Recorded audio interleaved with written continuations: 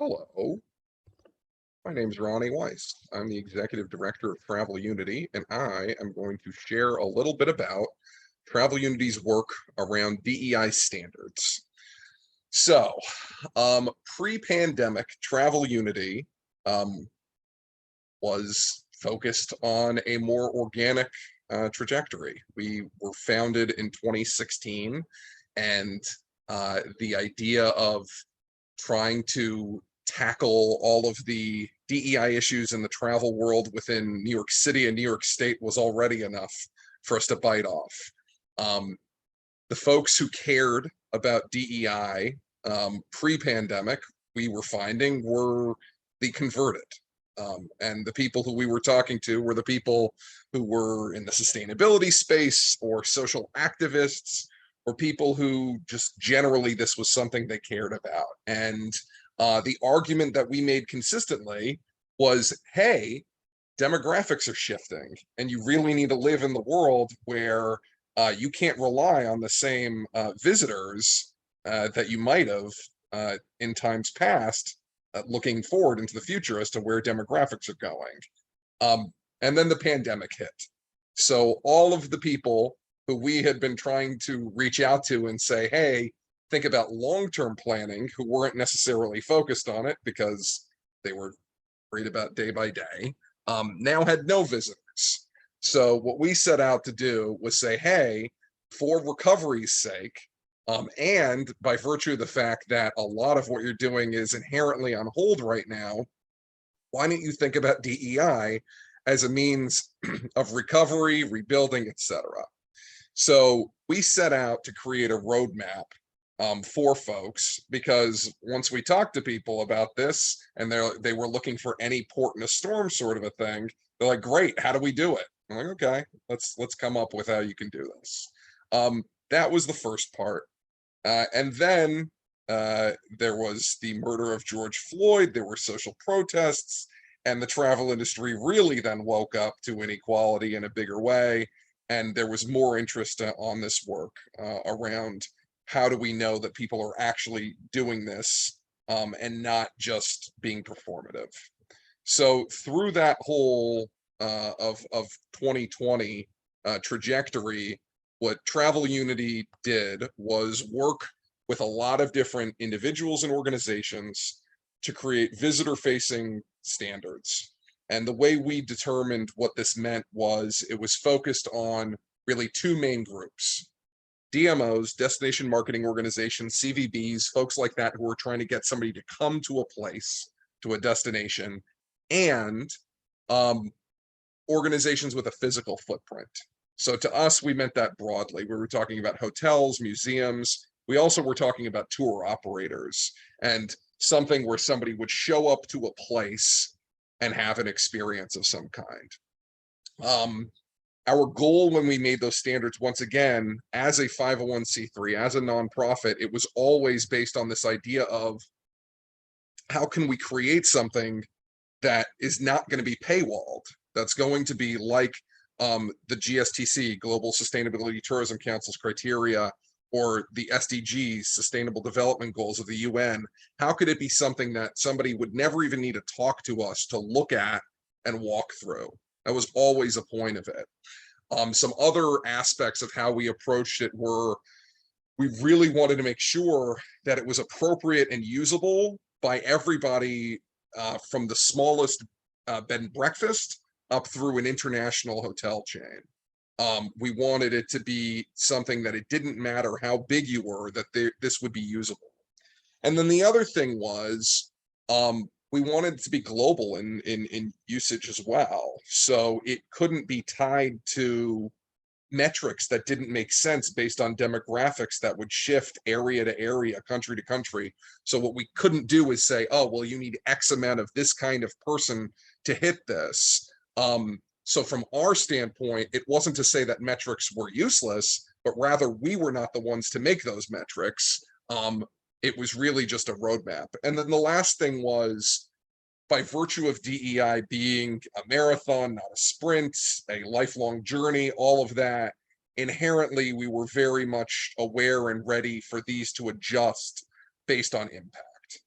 On the other side of things, what we didn't want to have happen was put these standards out there and then have organizations go, yeah, we do this without any possible validation for it. So we always intended when we made these visitor facing standards that at some point there would also be a certification mechanism as well. And that is what Certified by Travel Unity is, an organizational certification mechanism around that. The three pillars of these visitor facing standards were management and workforce, visitorship, and community impact.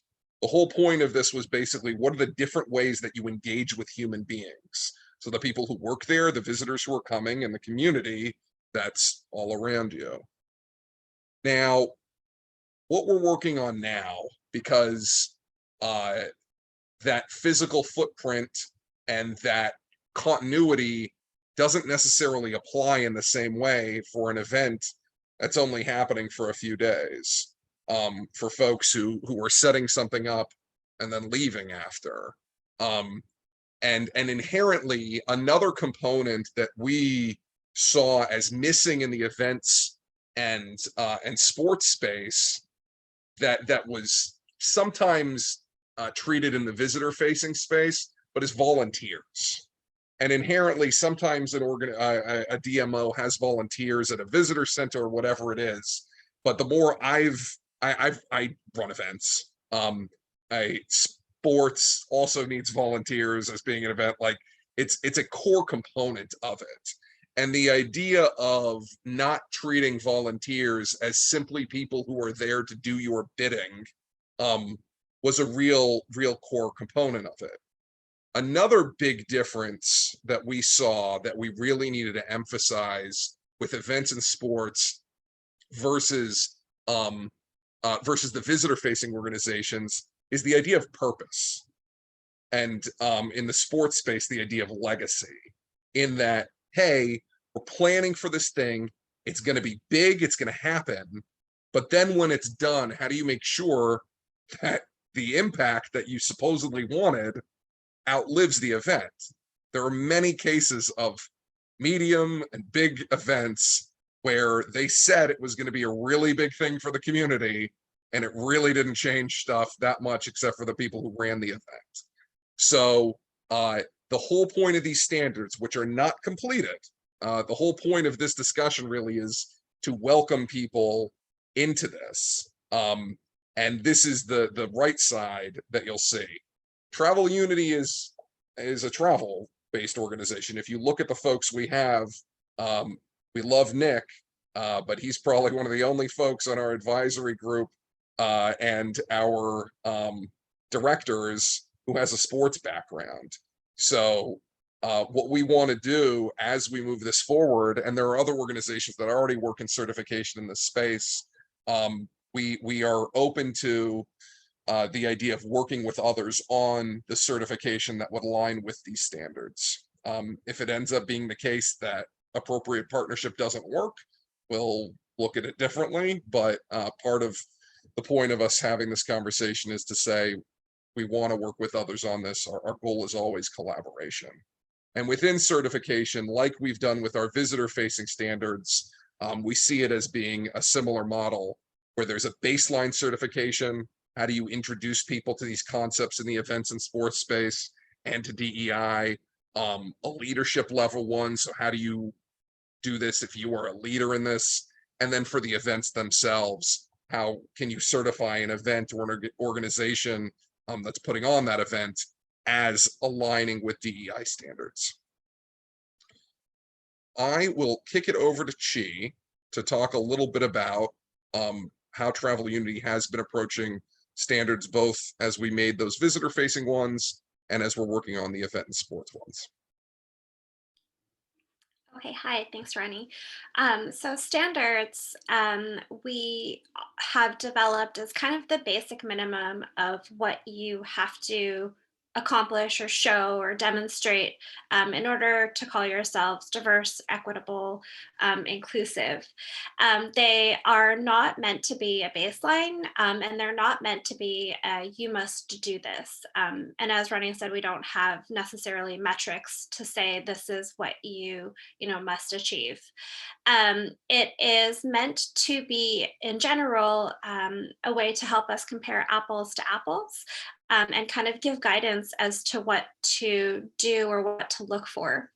On the other side, it helps the supply chain, and travel users to differentiate between organizations that are are on their way, and are kind of showing, demonstrating the leadership in the DEI space. So our approach to creating the standards is really kind of looking at the event in a holistic way, and having an inclusive process as well.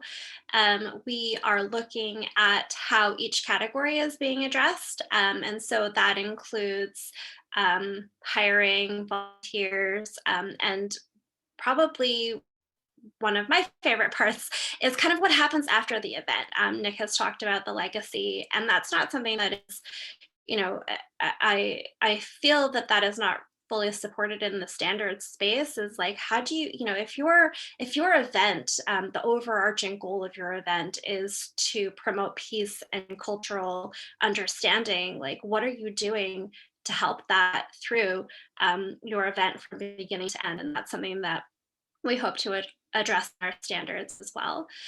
Core versus planned is in reference to, we understand that there are some things that take time. You have a plan and you can't reasonably action your plan within, a month.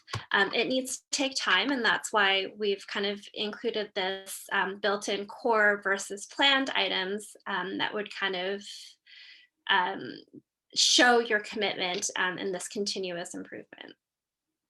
Thank you very much, Chi. Mhm.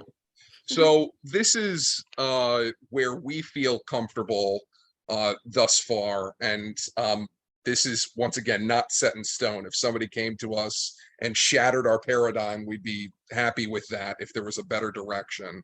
But what we came up with for the pillars for events and sports are purpose and logistics, attendeeship as opposed to visitorship in the visitor facing, and also community impact. So the differences between the visitor facing standards and these are ostensibly, if you're a tour company, your purpose could just be to make money. When we talk about doing DEI stuff, that can be folded in, but as a for-profit business, I would say that we're not going to tell you that your goal can't be to make money. When you're putting on an event, though, when you're bringing together lots of different people, there's a reason to bring all those people together, even if it's just because you want them to meet one another and to network. And once you start thinking about that idea of we want to bring people together and network, immediately you could probably see how quickly that becomes DEI unto itself. So the first part of the purpose and logistics is all around, why are you putting this event on? What is the goal of it? And from that very beginning of what is that goal, taking DEI into account and realizing that DEI does relate to whatever that goal is, because we're inherently working with human beings. Then within the events and sports space, it's not necessarily going to be one organization that's doing everything. They're going to find people who are supplying the food, the merchandise, etc., the transportation. So how are they thinking about DEI and suppliers within that work? In the visitor facing standards, we focus on that management and workforce. Here is where that folds in under the purpose and logistics, where it's how are you working with the people you're working with? Some of them are going to be paid staff, and you'll treat them hopefully in the same way that you would in other situations. But volunteers are a little different. And one of the things that we stipulate in these standards are that you have to make sure that volunteers have some value for their participation in it. Logistics and compliance. So this is around health and safety, things like that. And program planning. Once you're actually thinking about what is this event looking like, how are you thinking about DEI in regard to it? With attendeeship, what's the attendee experience? What are you doing to get a diverse array of attendees coming? And then, as Chi had said, what are you doing if you were trying to connect people? How are you making sure that you're not putting it on them to do it after the fact, but you in some way, as an event planner, as an organizer, are making it that you are facilitating community? And then with community impact, there are many times where there's an event in a space where there's some place it's being done and the community around it doesn't necessarily know about how it's going to impact their day-to-day lives and how they could get involved with the event. Sometimes you have situations where all these people come from somewhere else and it could be of benefit to locals and they're not told about it because you've brought everybody in from elsewhere. So community impact, we look at the residents, the local businesses and organizations. So it's not just the restaurants and the for-profits, but also not-for-profits, schools. How can you engage with that community? And then local environment. As you're putting on these events, all those sustainability things around the natural world also apply as well. Things around how are you dealing with recycling and garbage and making sure that you don't just up and leave and create a big problem when you do. So with that, we invite anybody who's interested in working with us on moving forward on these standards to join the conversation. Please send me an email, Roni@travelunity.org, if you are interested. And we look forward to working with our colleagues to continue to shape these up as we move forward. So thank you very much for your time.